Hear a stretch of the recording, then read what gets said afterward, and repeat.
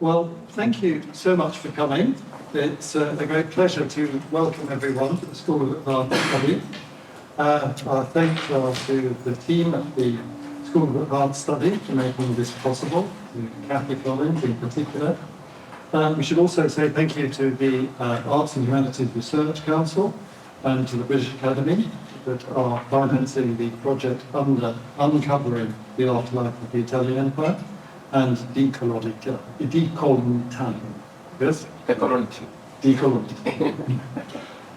It is above all our very great pleasure to introduce the renowned Ethiopian Italian author, singer and musician, Gabriella Ghermandi.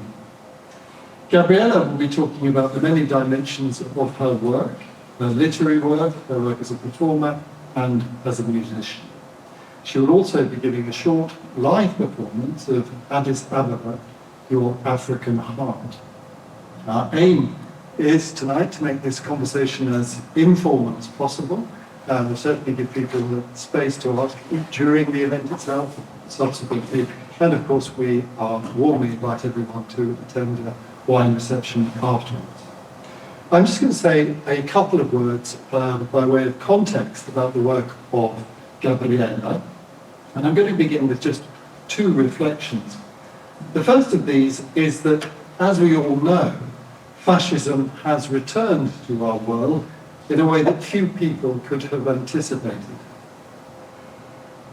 This being the case, we need, more than ever, to understand the nature of historical fascism and its many legacies. One thing that we need to do is to understand that you cannot talk about historical fascism without talking about colonialism. Mussolini's regime expanded violently across the Mediterranean and across North and East Africa for over 2 decades. An expansion that led eventually to Italy's entry into the Second World War on the side of Nazi Germany. If we understand the Second World War as a war against fascism, then that war did not begin in 1939. It began much earlier. Resistance to the invasion of Ethiopia is a vital chapter in the history of the war against fascism, a war that we are still fighting. The task of understanding the past and its effects upon us cannot be left to the discipline of history alone. If the events of the past are to be psychologically real to us, then we need to be able to hear the voices of those who felt the full force of fascist aggression, to see the structure of their lives and to think of ourselves in the position that they occupied. All of these questions are basic to the work of Gabriella as writer, performer and musician. Just to say a few words about her novel, Regina di fiori e di perle, which has been translated into English in Amharic, and is the object of an enormous amount of critical attention. The novel follows the life of the female narrator, Malet, as she grows up close to Addis Ababa in the late 20th century. It takes the form of uncovering past moments from the history of the Italian occupation of Ethiopia. As Malet witnesses the persistence of voices from the past, she senses how her own subjectivity is altered and how the world of everyday reality can be disrupted, placed in disturbing perspective and shown in complex relation to the past. But I will ask Gianmarco to say a little about Gabriella's work as performer and musician. Yeah, thank you so much to all of you for being here. The biggest thank, of course, goes to Gabriella. It's a real pleasure to listen to your voice, to your music, and to your stories. Building on what Charles has just said, I pinpoint, I focus on 3 interrelated elements in the attempt to describe this very complex artistic production. And these 3 elements are memory, resistance, and contamination. So, first of all, memory, or memories. Gabriella Ghermandi her work as a performer, as a musician, deeply engaged with memory in its manifold dimensions. The public memories, state memories, national memories, but also individual. memories. And her personal story navigates somehow the complex ties between Ethiopia and Italy, and her music especially. And let's say performative storytelling highlights this kind of rich, layered, complex past, ranging from ancient Ethiopian stories and myths to the collective memories of anti-colonial resistance, like those of the Armenioch, so the Ethiopian patriots who fought against the invasion of Western powers between the 19th and the 20th century. And in your musical projects, Atse Tewodros, the first album, and Maqeda, the second one, Gabriella researches into and let's say deciphers her roots, crafting music and narratives that reinterpret this kind of complex Ethiopian heritage from a modern audience. In my opinion, her performances are infused with historical and family memory, serving as acts of preservation and tribute to resilience and life trajectories that are in between two or more cultures. And speaking of resilience, a very similar word is resistance. So the second key words to describe Gabriella's work, and resistance is a pivotal theme, in my opinion. But resistance not merely as a historical topic, a historical act, but as a transformative, ongoing force and process. Her music, there's a lot with the Ethiopian fights against the Western attempt to seize control of Africa. And she revoked traditional songs like the Shelela, which are the war songs the Ethiopian fighters used to sing against during the colonial battles. And this reworking of old war songs is a way to bring that story of resistance to the contemporary audience.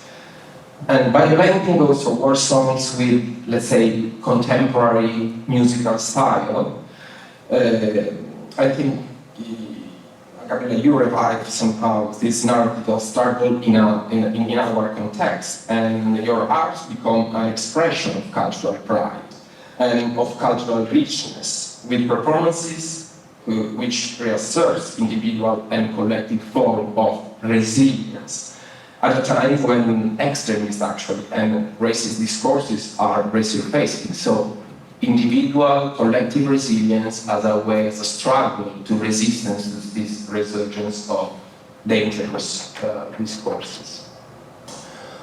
The last keyword is contamination, and we are here delving into a more, let's say, performative musical aspect, which I love, of course. I think that contamination is the pivotal element of your artistic practices. For instance, there is the fusion, the blending, the mixing of very diverse and very distant musical forms.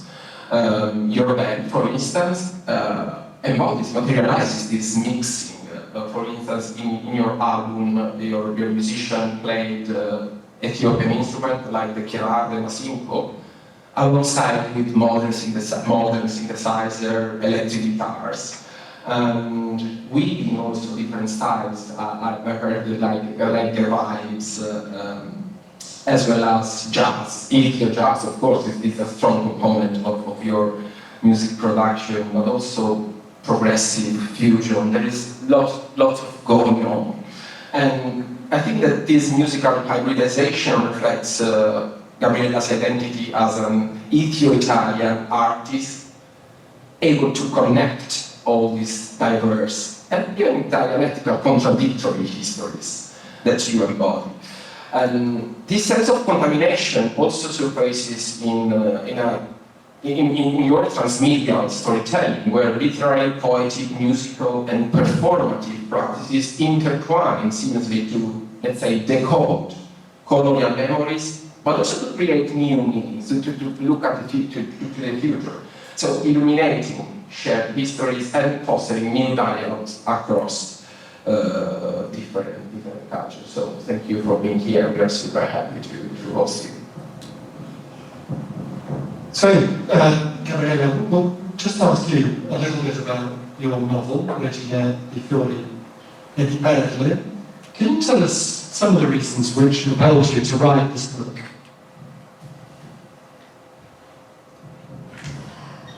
First of all, I want to thank you all for being here.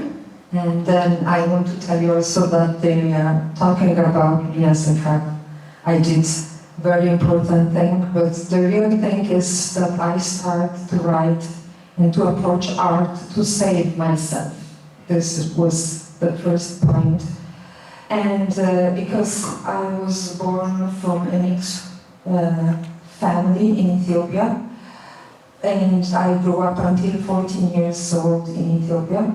And of course, what I want to tell you is that I faced one of the first war that usually Western country do against other country, which is the war of annihilation. Excuse me.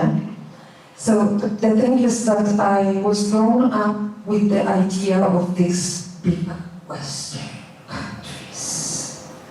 And among this, in Ethiopia, there was this big Italy country where everything was there. So my idea, I grew up thinking that my country was a poor country, my country had no value, it was not interesting, it was something, not very important. And I grew up thinking that in Italy there was all what was in my country, plus all what was missing in my country. Then, at the age of 14 years old, I went to Italy, and I was shocked from what I found. And I understand that I was victim of a narration. All that was told to me, it was not really correct. Nothing of what was in my country was even in Italy, and there were many things as a teenager that I found in Italy that were very strange, and I never had the idea that it was like this. For example, education. I found out that many of the parents and the relatives of my classmates, they didn't study more than the 8th grade, and most of them even never went out from our region. And so they were not so much educated, and I was used to Ethiopia, where is this oral history, where someone can go back of 7 generations telling the story of your family, and at a certain point you find people that are in the story of your family which are connected with the people of history. And so you have all this type of oral education that makes even the last farmer of the country aware of his history, and at least he can tell stories. And there was much more. I grew up in Addis Ababa, that was a very international city. We used to be in touch with many communities that were there since decades. There were Armenian people, Greek people, and many others. And it was at that point that I started to think that maybe my country was not a so good country. This was just the first feeling. And also, as a teenager, I had this terrible feeling of loneliness. And it was in my heart the question of how can a country be civilized when someone feels so lonely? It can be civilization when someone feels like that. And I really started missing my country and thinking about my country. And then I was telling today to Penny, my first day of school, my professor of Italian language, she entered class and started checking for the girl from Africa. And when they told her it's her, and she looked at me and said, "You don't look so African. You could be one of our Sicilian." And I was like, in my heart, it was like, what? You know, I have a huge country behind me. How can you say that I can look as a Sicilian? But that was her way of welcoming me. She was giving me a chance to hide my belonging so that I could passare di grado. Yeah, to make an upgrade and sell myself as being Italian. But, you know, I grew up going around Ethiopia, in South Ethiopia, in Arganich, and I grew up going at night, washing myself in the springs, and I've heard people dancing and singing. I used to go to weddings, and at the same time, we used to go to eat at Greek club. Used to eat at the French club. And we have so much international and natural things blended together. And I said, no, I want to be Ethiopian. And one day I will show her that I am. And then one day she gave an essay about tradition, and I said, this is the day. And I wrote the most incredible tradition of Ethiopia, of the people from Gabriella, which is a very remote region where my father used to work. And the day after, she came to school and said, I'm sorry, I didn't saw it before. And she starts bringing me gifts like the novels from George Amado. She tried to find writers that in her idea were more near to me. And this is the first reason why I started writing. I wanted to talk about my country, and I wanted to put the missing voices. I was not coming from a poor country. I was not coming from a country without history. I was coming from a great country that has only one thing that was missing, the economical power. That was all. And and of course, my idea was not about writing. Can I go? Yeah, please do. It was not about writing about colonization, because it was an occupation, because it was a bleeding wound in my family, as my family faced the racial law in Ethiopia, to be honest, in Eritrea, because my mother was born in Eritrea by an Italian officer and an Eritrean Ethiopian mother.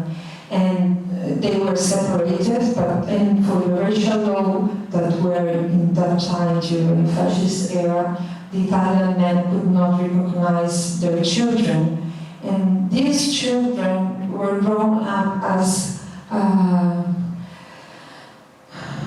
garbage. As garbage. And they were told that human being is not the same spice, I'm sorry, not spice, but species. So if you have two different species of human being, it's more like having a species which is the horse and a species which is the donkey. You can understand who was the donkey and who was the horse, of course. And the mixture of this was going to create mules. And the children that were born from this mixed couple were not going to live long, or they were going to have strange habits. And for women, it was very, if they were going to live long, they were for sure going to become prostitutes. That's how my mother grew up. So thinking about writing on Italian occupation of Ethiopia was a very painful thing. And it happened when I brought my mother back to the village where she was born for the first time after many decades. And after that, I felt free to write about the Italian occupation of Ethiopia. Thank you. The Italian occupation of Ethiopia is relayed very, very strongly in all its dimensions in your book. And your book is based on talking to people, gathering stories, witnessing. Can you say a little bit about the experience of witnessing and listening to people who lived through the occupation? Yes, as I said, when I took my mother to the village where she was born, a year later I went back to Ethiopia again, and for the first time all of the elders started telling me stories about the occupation of Ethiopia, and it was like if my soul, a door was open and I could finally find these stories. And you know, I met some people, some professor of history in Italy, like Irma Tardia. She used to tell me, oh, the Ethiopians don't care about what happened, they forgot everything. It was just, you know, they were never really colonized. And then I remember one time I went to a meeting of for the anniversary of the massacre ordered by the Marshal Rodolfo Graziani, and all the meeting was in Amharic language, and it was so much painful. There was a lady, and she read from a diary wrote by his husband, who was just dead a few months ago, and he never wanted to be published. And he was in a campo di concentramento. Concentration camp. In the concentration camp during the time of this massacre ordered by Graziani, and he wrote in his diary that people was going around with the bottle, asking other men to piss into the bottle to have something to drink. And they were praying, saying, please, I have children at home and I must survive. This was one of the very small things I heard. Or there was like a lady, she told me that also in Eritrea, the Italian would say, you have to accept that we are ruling. If you do not accept that, we will slaughter you and use your skin to make sandals.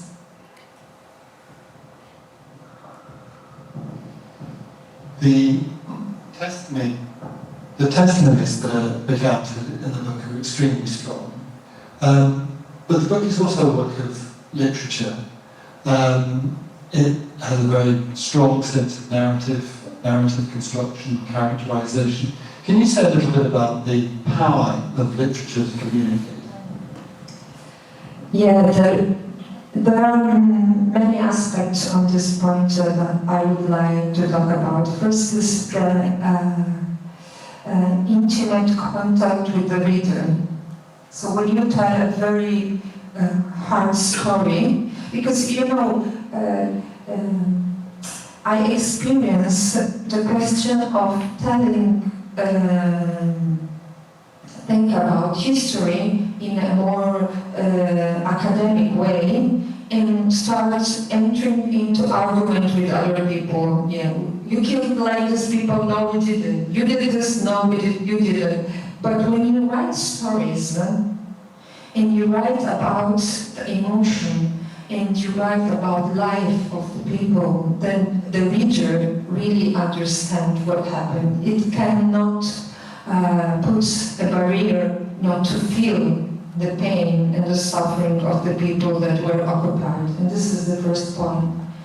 The other point is that we need to write stories about other countries. This is very important because, for example, I'm very much afraid of one point in this new, these last years, we always see those, like for example in Netflix series, or you have to have a percentage of representation of black people or people gender, other fluid, sexual fluidity and all this stuff, which is from one point of view it is good, but it's like if you have a flower shop and you can make bouquet only with rose, and you say, okay, but when you do the bouquet, you must have one blue rose, one white rose, and then what about all the other flowers? So, because the problem is that the fact that we have people from minority represented in this series doesn't mean that the stories of other countries are told. And we are preoccupied that we're going to lose the stories because nobody tells this story. We don't have movies on stories that are from Ethiopia or that are from other countries. We only have Western stories, and it is all braided with this Western economical style of life that we have. And so it is very important to have the other voice. You know, there's a tale in my novel that my spiritual father told me, and I made it like if it was one of the tales told by someone in the novel, of the stupid lion with the monkey. It tells that there was a young, strong lion, and he wanted to rule and to have some servant. And so at a certain point he started going into the forest trying to find the servant. And he saw a monkey up a tree, and he roared very strongly, and the monkey falls, and at the beginning she hides herself pretending to be dead. And then the lion went there and moved and said, I saw. You are not dead. From today you become my servant. And every morning the lion would wake up the monkey and say, go and take some water for me at the river. And then at a certain moment the monkey was very tired, and it's also said because the lion was not used to wash himself and he was very stinky. So she wanted to be free from the lion. And one day he sent her to the river to take water, but she waited half of the day before, I don't know why I'm using female for the monkey, but it's okay. Because it's a translation from Italian, I'm sorry.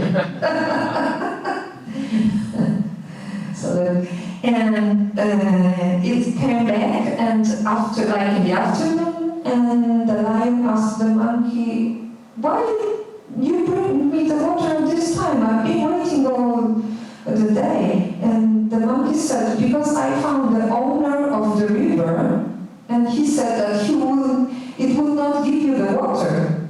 What? To me, the lion? The king of the forest? Yes, to you, the lion, the king of the forest. And so he told, bring me to the river and I'll talk with the owner of the river. And then the monkey brought him to the river and the border, and he said, where is it? And go on here. Where is it? Go on here. Where is it? Until the lion didn't saw his face reflected in the water. And the monkey said, where is it? That's it! And he jumped into the water to kill the image of himself, and he died, and the monkey was free. So the problem is that we could become the lion if we do not tell other stories, because we can see each other only in the eyes of the others. But if the others have the same story, then what's the difference? No one can see us. Absolutely. Just to a couple more questions on the novel work of testimony, Regina di Fiori. Just I wonder if you could say a few words about Maled, the narrator, who we follow, and we see through her stories, and we follow her development as she becomes both a narrator, a listener, a storyteller. And also, if you could just reflect a little bit about the reception, the way people have read the book. In Italy? But most in Italy and elsewhere. Yeah, to be honest, Mohammed, it's me. But when I arrived in Italy, I wanted to be only Ethiopian. And so, as it was not what I am, I decided that I was only Ethiopian, at least in my novel. And for how the novel was received, I have to be honest, I never had someone coming here telling me, why you wrote that novel, except from some Italian people that still live in Ethiopia, and they are very touched. But at the same time, I must say that my novel is studied in many places in the world, but it's not successful. I mean, if I compare it with like the novel of Mazen and Giste, I don't know if it was because it's written in English, but the first thing I think is it is because it was published in Italy. In Italy, it's very much closed. So you have people who are very much aware of what happened, and they're struggling to put the light on the missing voice, and this is the people that have helped me in spreading the novel. But the majority are not interested. Majority of Italian people do not even know where is Ethiopia. Do not think. I remember one time I was on a train, and there were two youngs talking behind me, and one was talking in Italian, and the other one was replying in English. So the one who was talking in English was teaching to the Italian one numbers in English. And then at a certain point I turned, and the guy who was talking in English seemed one Ethiopian, but he was talking in English. I said maybe he's from Sudan. And the other one was young Italian, and he said, but you know numbers in other language? And he said, yes, in Arabic. And I said, oh yeah, my is nice. And then the Italian guy asked the other guy, where are you from? Because once I have been in Africa, been in Tunisia. And the other guy said, I'm from Eritrea. Ah, where is it? And he starts saying Tunisia, and making all the maps. And the Italian guy couldn't understand. So there was this a piece of paper on the train, and he tried to draw, and he still didn't understand. So the guy said, you know, Eritrea and Italy once they were together. The Italian girl said, what the fuck are you saying? So this is the situation you have in Italy. It's very hard. Thank you. We're going to sort of move now to talk more about your work as a performer and musician, because it's so multi-dimensional. But I'll ask Gianmarco to lead it. Yeah, as it happens in your literary production, also your musical production is a way also to somatize some traumas, I mean, to recompose your life. But jumping on what you just said about the reception, it's interesting to do the same question for your musical performance. Maybe after we dig more specifically on what you do, but I was just curious about the different audiences and the different ways in which maybe similar narratives about like someone has personal traumas, but also resistance or support are like. Yeah, while the novel was quite accepted, we had some major, not giving the permission for us to have concerts in their cities. Yes, so with the music we struggle even more.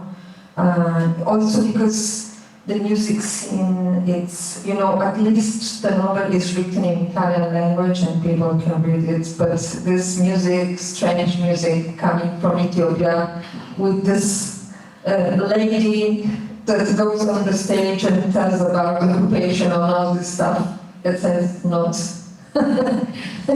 It's not lost. Yeah, but I struggle. So just getting back to the roots of your project. So your work is not just simply to take old songs and re-sing and re-articulate the music, but it's a very a research practice in the Ethiopian cultural heritage and also in blending this heritage with new musical forms. Can you tell something about?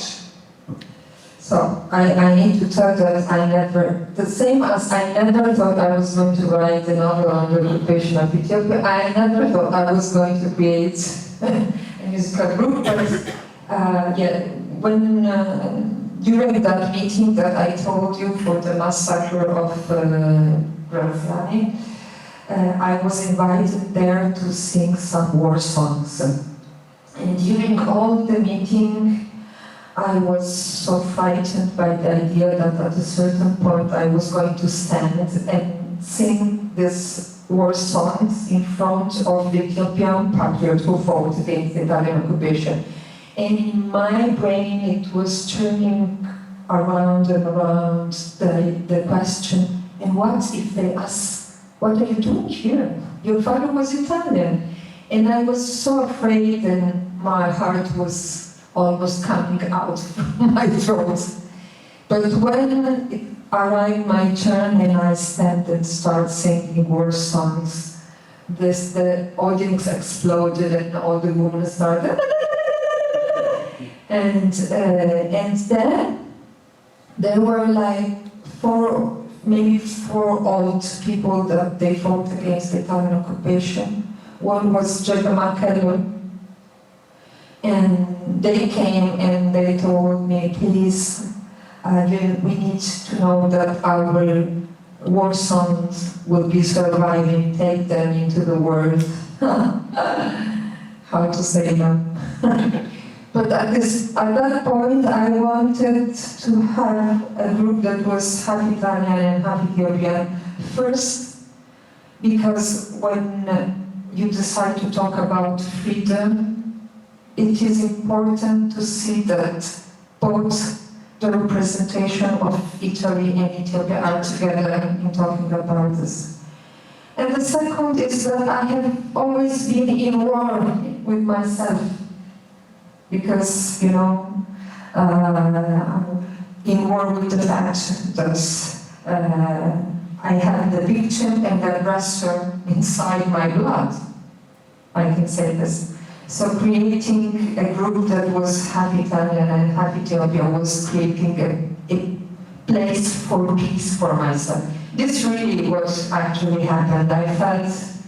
I have always felt all my life of being on floating lands and waking up in the morning and trying to find equilibrium, the balance every morning. But then, when this group arrived, the balance was more stable. So this is, I don't know. Well, I must confess to the audience that before 5 o'clock, so a couple of hours ago, we spent half an hour, Gabriella and I, speaking of the technicalities of his music practice, and Charles and Kathy were a bit scared about. But I wanted to ask you some very also technical stuff. So what kind of instrument, what kind of musician? We want to see you. Okay, yes, I want to show one live performances with one more song. This song has a poem that was given to me.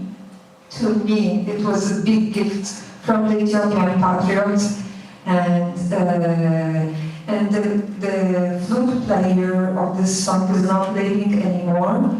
and he was the one who helped me create Atse Tewodros Project, and I loved him very much. He was Dash Johannes Afterwork. This one, right? Yes. From the beginning? Sim.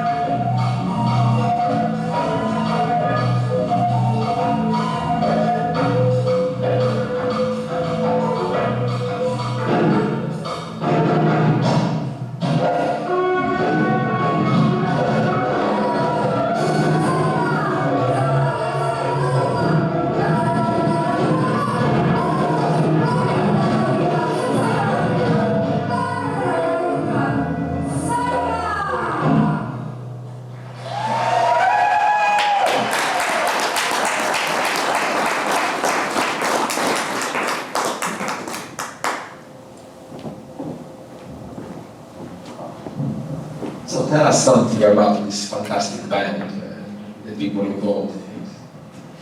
Yeah, I always, when I see them, I'm always so much thankful of having them near me, because it is not easy, you know. The first time I sent some sample to some musician to listen on what type of thing I was working, I was, this work is not workful, and they were very snobbish with me. And then when we recorded the album and the same musician, they told me, oh, but you never told us that it was going to come out like this. Okay, but you have to work on it. It's not that it's a magic thing and it comes out like, you know.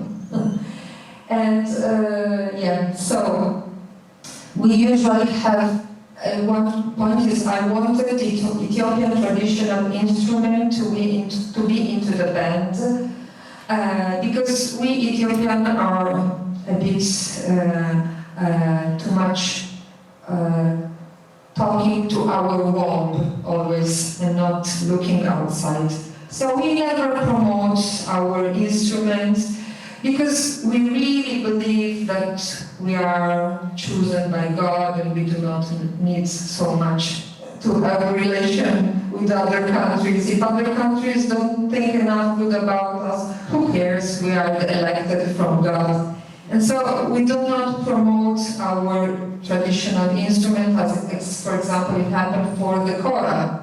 You find the kora everywhere, but you don't find any Ethiopian instrument out from Ethiopia. And there's also this thing that you don't find Ethiopian traditional instrument blended with modern European modern instrument.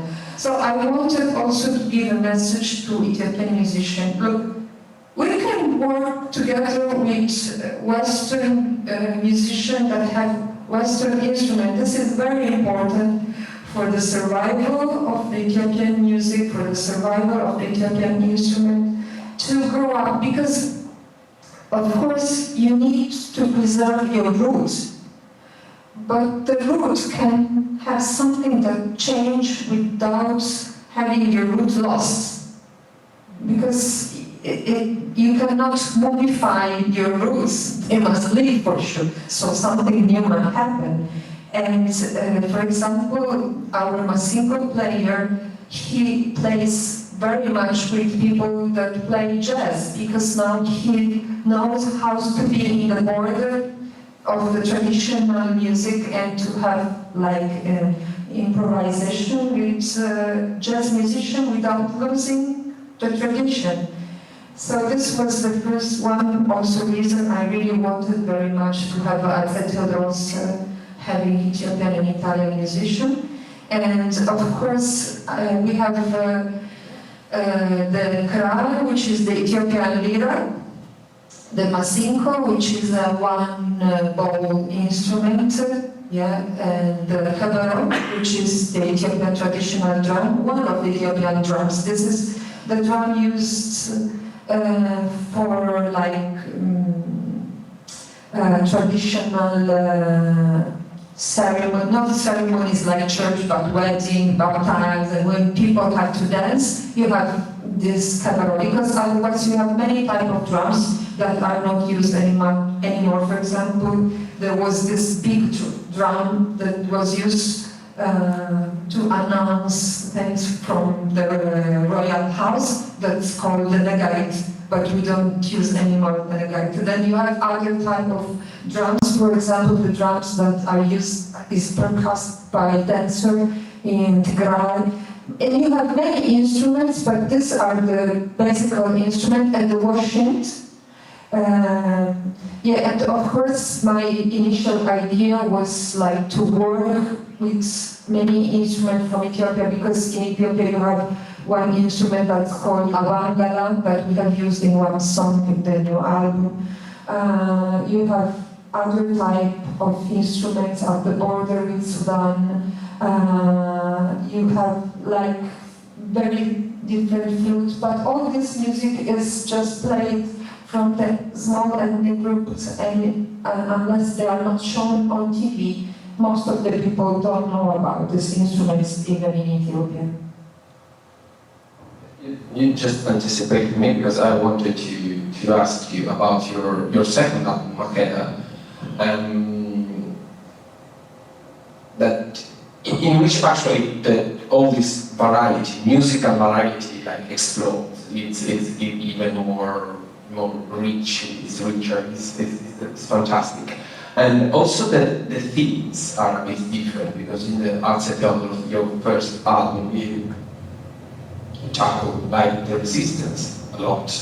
And the second one is a more intimate perspective, even though the music sometimes is more, let's say, progressive, more. And if you want, you can also share some. Yeah.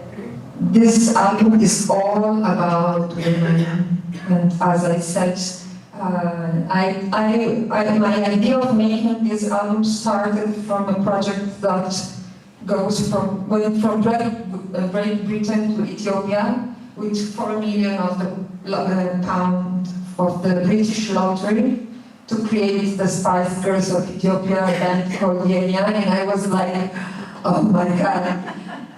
And you know, I was going crazy because I said, if only I had money to work on the music of Ethiopia, there are 100 things to do, and I have 4 million pounds for the Spice Girls of Ethiopia.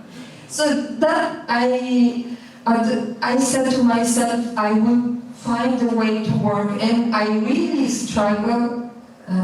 And always find like small contribute from here and from there, and at the end I could do that. But of course there were other ethnic groups I wanted to work with, and it was not possible because, like for example, when we went to the south one time, the rainy season started when it was not rainy season, and we couldn't go to meet these people from the Dasnech. Because, for example, I wanted to record, they have a song for menstruation. When young girls, they get the menstruation, they have a ceremony to welcome the girl. And this was so opposite from something that I witnessed like in other places, also in Ethiopia, but also in Western culture, that a woman has to hide when she has the menstruation. She doesn't have to touch flowers. Is it also here that if you have a menstruation and you touch flower, the flower will die suddenly? Yeah. Not anymore. Not anymore. Yeah. So, and then you have this ethnic group that they welcome, and the menstruation in Ethiopia is, in Amharic language, is called the flower of the month. So all this, I'm struggling to talk about all the richness we have, and yeah, actually I feel like if I just put a drop of water into the ocean, and I don't know if someone will see that there's a strange drop going here and there, but anyway. Yeah. So this, I want this video to be shown because first I want to explain one thing. Usually when you record an album, you record track by track. So you may first record the track of the drums, and then the track of the bass lines, and then you put tracks over and over. And first you make the region tracks, and then you put the other one. But as we wanted to always our record to have the feeling of live concert, we always recorded everything in live sessions. So everyone together in different rooms except for the choirs. So this song was recorded in this way. And but I need to tell you one thing, that in the album we put my voice again because we had only one day to record it, and I was very nervous. You can see it also from the shooting that I was very, like this, because we only had one day. But you can see the feeling and fact how the musicians interact, how we became a family. Was it recorded in Addis Ababa? No, this was recorded in Italy, Okay. and the title of this song is Sedna, that means she's a female, and was written to controvert the way of saying in Ethiopia when a woman has any type of achievement, they say, well, you are a male, and yeah, it's enough to be a woman.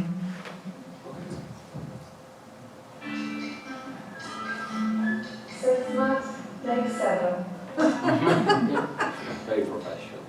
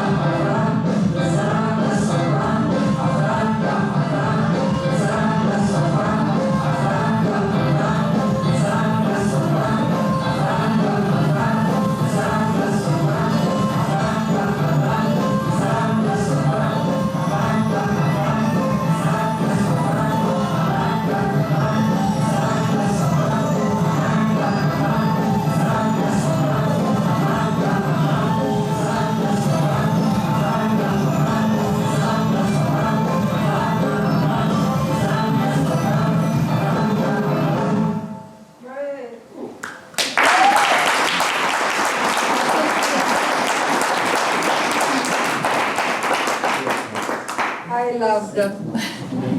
They are so wonderful.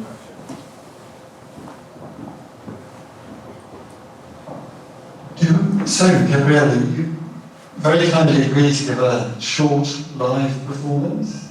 Okay. That would be wonderful, and then perhaps we can leave the floor open for questions.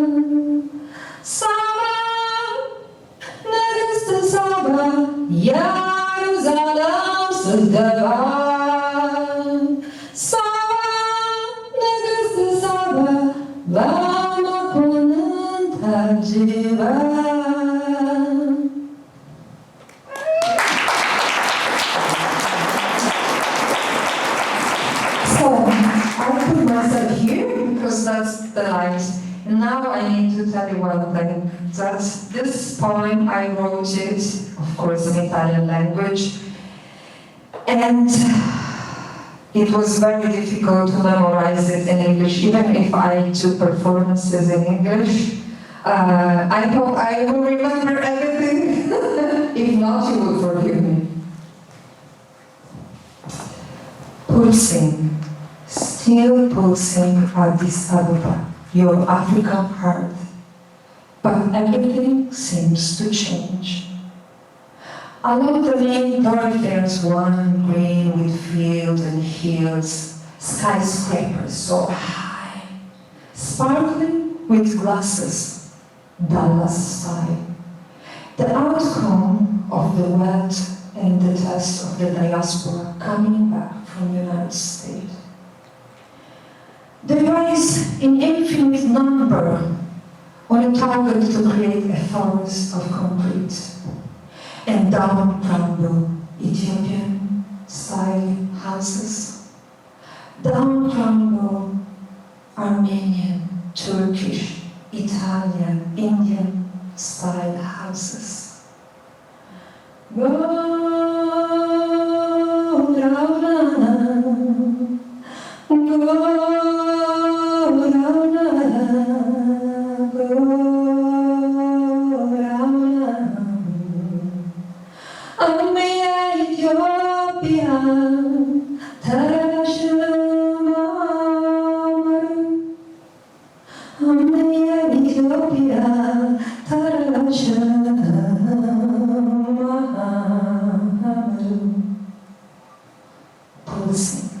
Still pulsing Addis Ababa, your African heart, but everything seems to change. And I need to think of the time when I went horseback riding where now rises the Boston Spa, the Friendship Building, the Allen Cinema, the Edna Mall, the Denver Towers. I wait and ask myself, oh, my Addis, where have you gone? Where is the river where we used to swim as children? Now in its place it only flows against the water. My river is dead.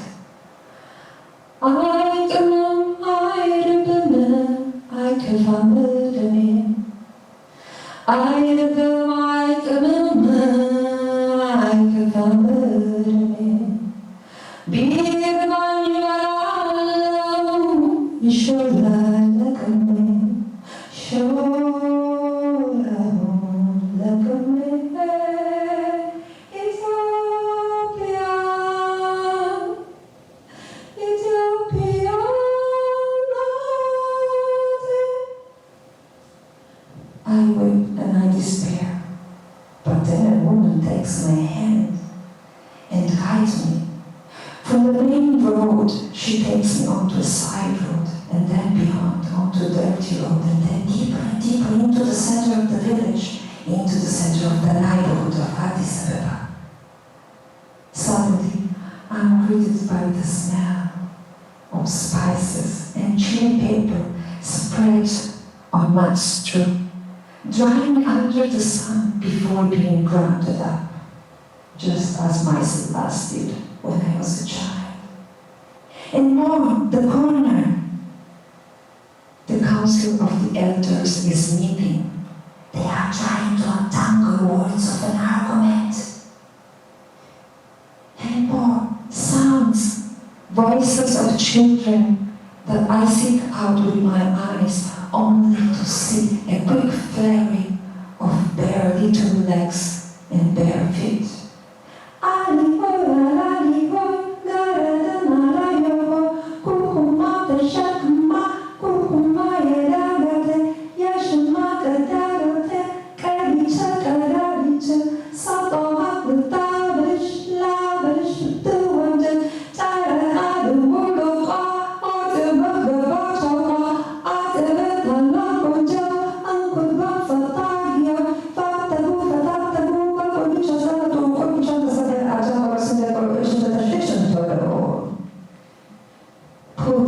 Still pulsing Addis Ababa, your African heart, even if everything seems to change.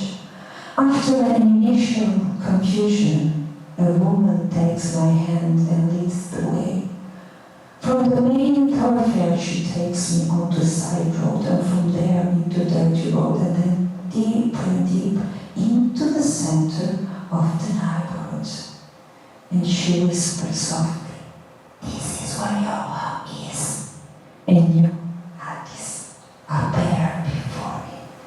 Yasa, yasa, Addis, yasa, yasa, yasa, yasa, yasa, Rio, hayal maganya, Addis, yasa, sabo, yasa, sabo, yes, sabo, yasa, Raleo,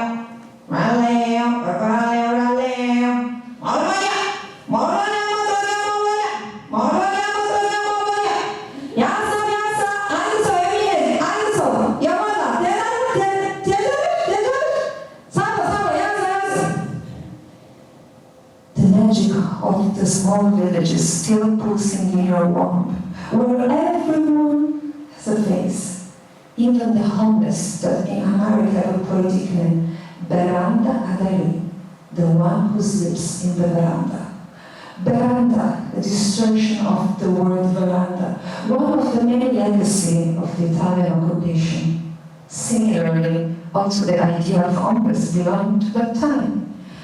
Before that, the idea that anyone who slept outside belonged to a home did not exist. He was just someone who slept outside, that's all.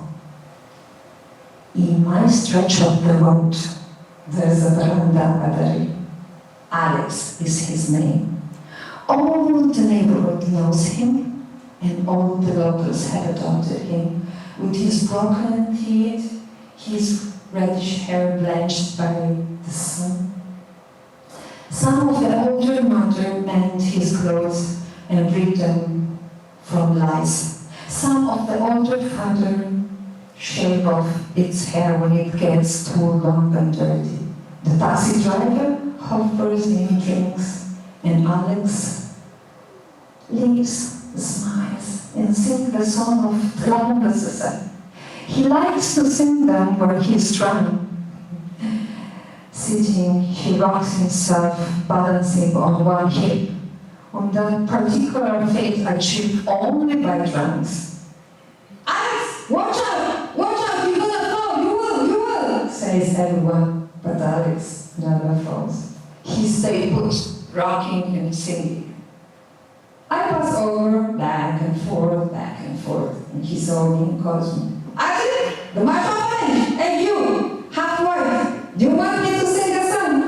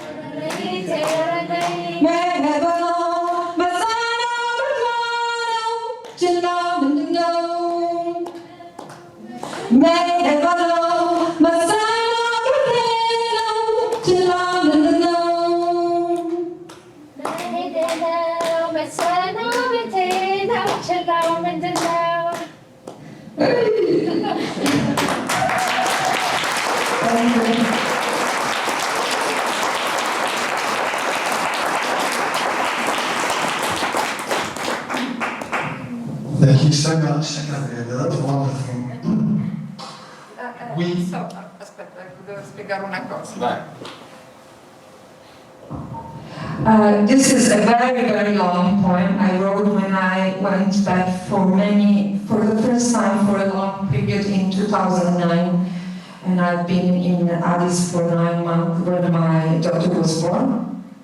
And it was run like a reconnection, and there was really an Alex in my stretch of the road, and he did a very incredible things. For example, one day he decided to sleep on the stairs of a shop because they had a green moped, and he used to say that a human being is done to sleep in fields, but as there were no fields there, that was the only green place he found. And so the people that were going into the shop, they had to jump over Alex to enter the shop. And I had been there 6 months, and before leaving, all the neighborhoods came with gifts. And in 6 months, I was again back in my Addis, and from the first sensation of being a stranger and not knowing how to reconnect with my city, I found that beyond the main thoroughfare, there were still the neighborhoods where I grew up when I was a child.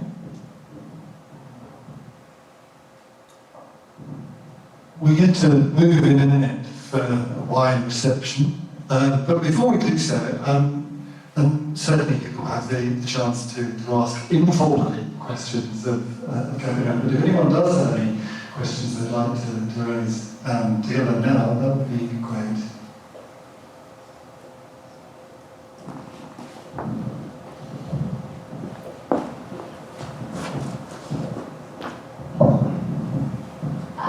I actually would like to briefly share something, but before that I want to say that I really liked it when you made that monkey a she, because when we anthropomorphize animals in stories, they tend to be he's. So it's very nice sometimes to, make the animal female, particularly when she wins.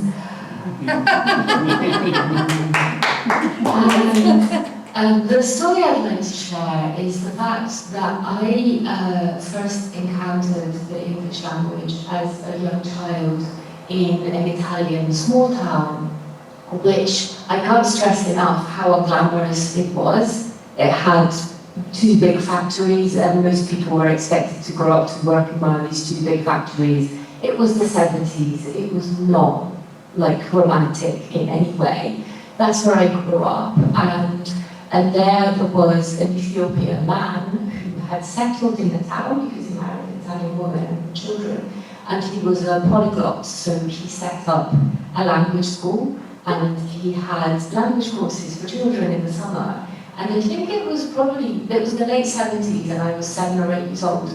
And that was my first encounter with the English language, with a native teacher, which was something that would have been really inaccessible to me at that time in that place. And that changed my entire life. And my command of the English language is solely responsible for everything I have in my life now in London. I work as a translator, I translate into English. So I owe that to one Ethiopian man who settled in my miserable town and made it better for us. And the reason I'm saying that is not just that I've been thinking about it for the past 2 hours and feeling really emotional, but also because I want to make the point that Italy is really bad at celebrating the contribution of migrants. I think often we focus, quite rightly, we focus on the fact that Italy is being appalling to migrants at the moment, and has been for many years, in spite of the Italian people being a migrant people and having many stories of their own migration and trials and tribulations. But I think that what needs to be done is to celebrate the positive contributions of all the different peoples, and certainly the people who came to Italy from countries that Italy occupied not that long ago, really, and to just celebrate how they can make the country better. And I mean, I don't know, I left, I took off as soon as I could, so I don't know that one man's language school was a great contribution to Italy in the sense that I didn't stay. However, it was a great contribution to that town and to the lives of the children and adults of that town. And that's just one example. So I think that needs to be done so much more. And maybe instead of focusing only on the terrible treatment that Italy reserves for migrants at the moment, it would actually be to constantly highlight the positive contribution that is made by everyone who moves into Italy from anywhere, but particularly from previous colonies. Chair. Thank you very much. This is an amazing story about your experience. I understand your points, but I'm sorry to tell you that from one point I disagree. I mean that the thing is that this type of point of view is what is used by the left side to say that we must accept migrants in Italy. But the first point the first dot I would like to point is until we have products coming from Africa that are needed so much in Europe, we must accept also the people that produce the products. There is no any come si dice tazzina? Tazzina. There's no cup of coffee that is drunk every morning that doesn't belong partially to Ethiopia. So I had a friend from Cameroon and he told me that they used to be farmers in his family and they used to have coffees, and he never drank any cup of coffee because they had to sell all the coffee to survive. And he says, once he said, I'm in Italy, not because I wanted to immigrate, I wanted to see where was going my coffee. Okay, so this is, we need to, because this is seeing the contribution and all this point, it's quite, in Italy it turns very quickly into a Catholic thing of being good people and looking at good aspects. But the problem is that we have to look at this also from an economical point of view. Most of the primary materials that are used in this Western part of the world doesn't belong to Western countries. So you could not be in the position of wanting the material, but not the people. Of course, if you bring here all the wealth, the people will move. That makes sense.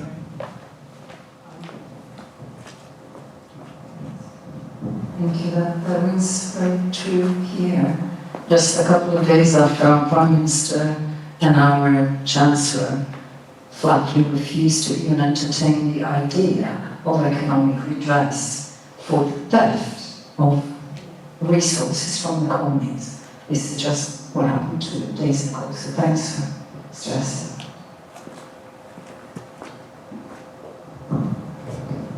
There's a question. Gentlemen. Oh, sorry. Hi, thank you for that. I was just wondering if you could speak a bit more on the personal journey for yourself. Like you told the anecdote of your first day of school, where your teacher said, you could be Sicilian, but you thought of yourself, no, I'm Ethiopian. I have this whole big country behind me.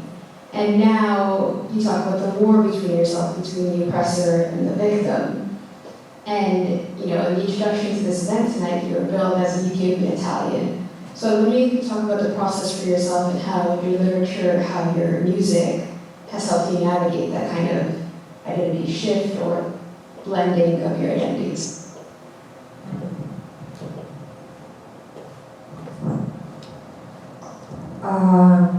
The thing is that I need, as the first point, I need to turn up the volume on a voice that was silent in Italy, which was the Ethiopian side.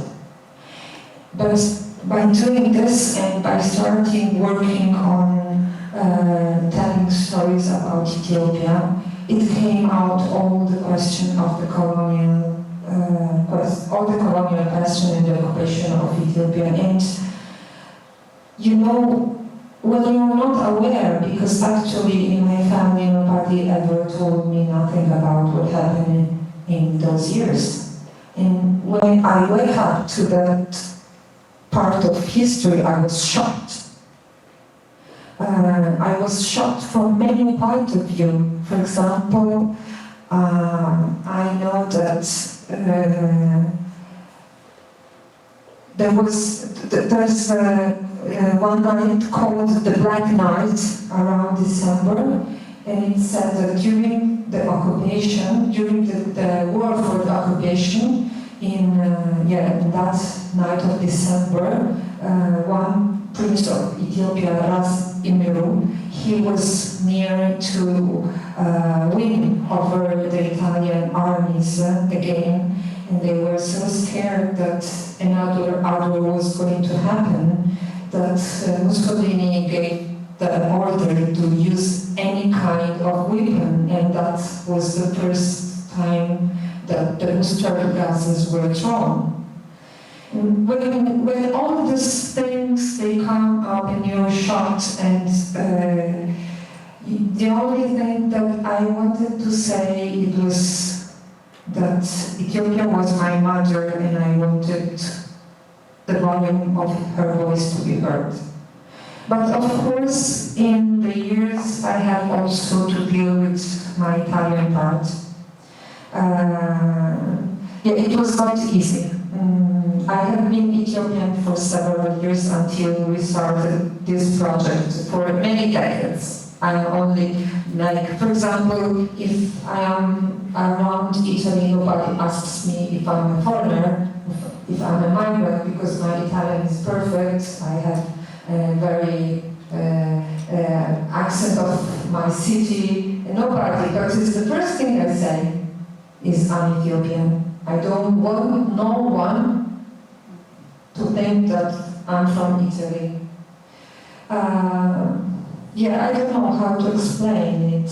I felt so much the place I belonged to, and I felt it was so much unfair, all what that was told around Ethiopia and also around Eritrea, and how much it was unfair not to tell the reality and the history. But there's one thing I want to share now, and I'm sorry to share this nowadays. My Ethiopia, I don't know if it's only in my heart and in the heart of some people, because the Ethiopia of today is not Ethiopia. I know I didn't answer. Because it's not easy to answer, it's a path, Every morning you wake up and you maybe fight. Yeah, but as I told you, one of the places where I felt more in balance is the group. You know, in our group, all the Italian people, all the Italian musicians, they learn words in Amharic, and all the Ethiopian, they learn words in Italian. And like when we have to start a piece and the beginning, everyone comes in Amharic. And we have a lot of jokes between us on Amharic and Italian, and it gives me a place of peace, because there's no war, you know, in the music. The incredible thing is that everyone, when it's about music, everyone is curious about the other, because the other music can teach you always something. So there's no tentative of like pushing away, and this is fabulous. Yeah.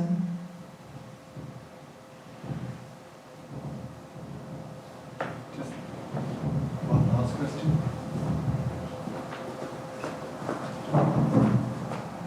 Thank you.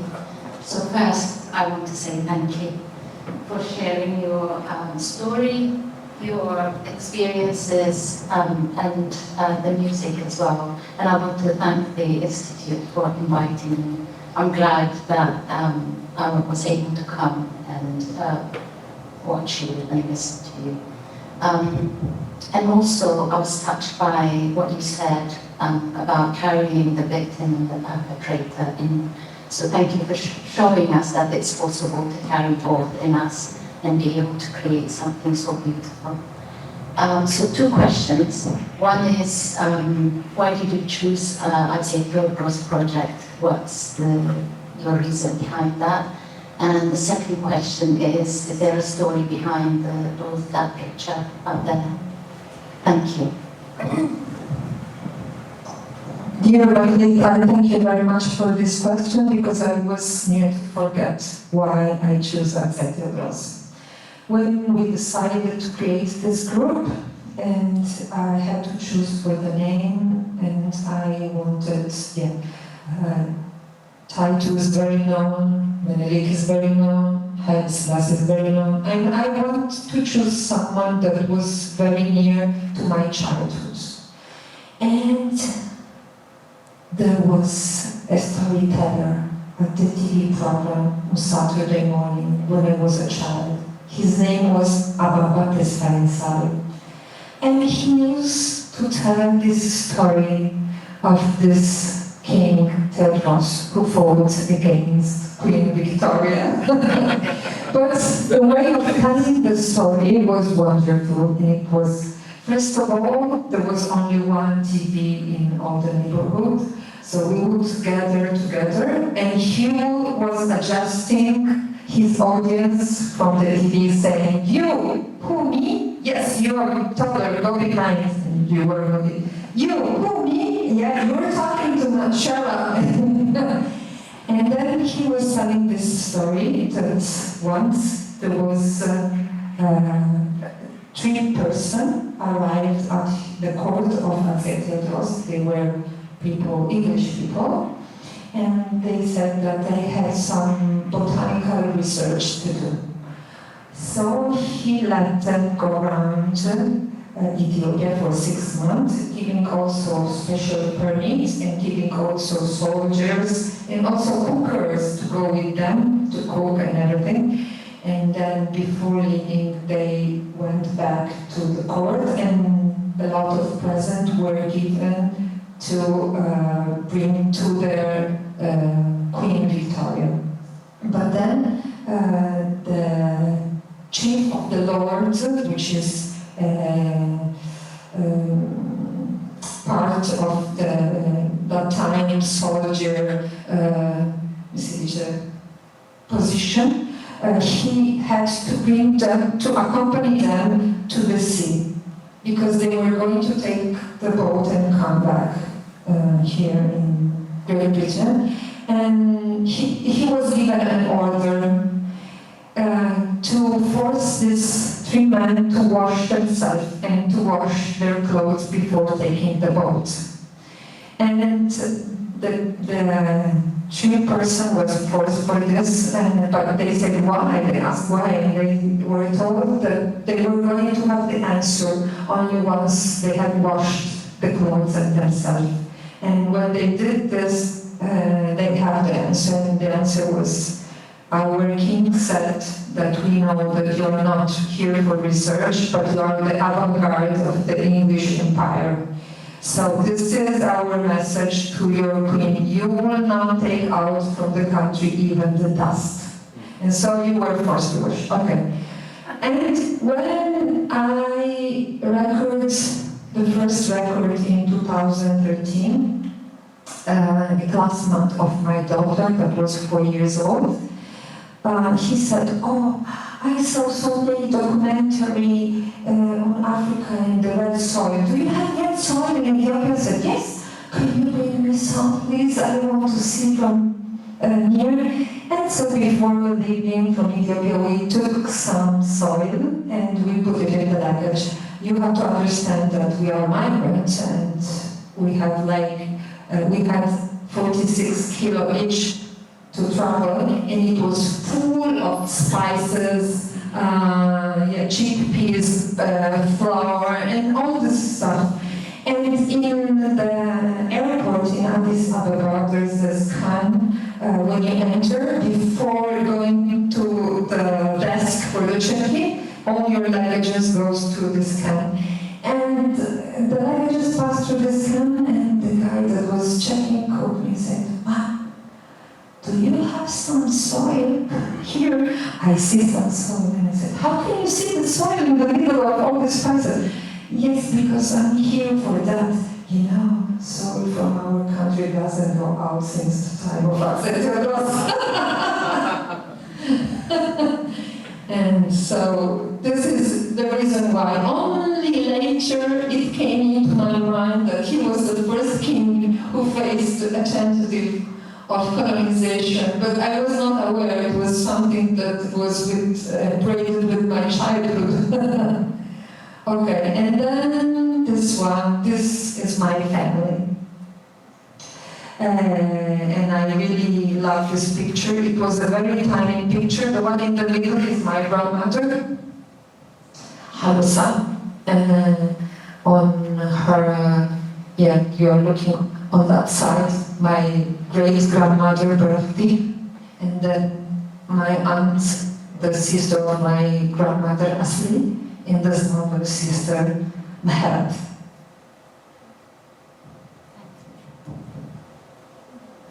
Thank you. I think that's a great place to leave with the picture. Thank you. Picture of Gabriella's work. I heard Gabriella give a concert of the project in Addis Ababa, and the riotous power of the music was something that will always stay with me. We're trying to get Gabriella to come back with the project. We've been working on that for some years. We will succeed at some stage, which we will be back in May. But I'd like to thank you very warmly, and thank you for coming, and to invite everyone to the reception that we have outside. But first of all, thank you so much, Gabriella. That's wonderful.